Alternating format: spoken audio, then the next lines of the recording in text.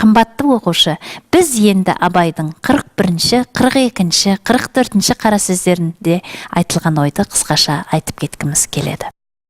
41-ші қара сөзде қазаққа өнер білім үйретем, ақыл айтам дейтін кісіде мынадай екі түрлі қасиет болу керек дейді. Біріншісі, қолында кереметтей билігі болу керек. Және екіншісі, ол адам қисапсыз бай болуға керек дейді. Яғни қазақты не қорқытып, не өзіңнің осындай бар нәрсеңмен жомарттығыңды көрсетіп барып үйретпесең, ол басқа нәрсеменен қазаққа ғылым білім үйретемдеу үлкен бір азап дейді.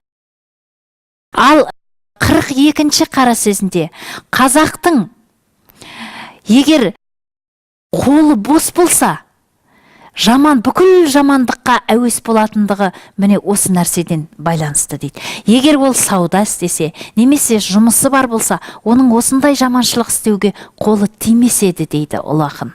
Осылай деп те өзінің мұңын ақтарады екен. Ал 44-ші қара сөзінде адам баласының ең жаманы талапсыздық дейді. Талапсыздықтың түріне тоқталады. Яғни адам баласының ең жаманы талапсыздық деп қай қара сөзінде айтқан деген тесте сұрақта есіңде болсын, 44-ші қара сөз деуің керек.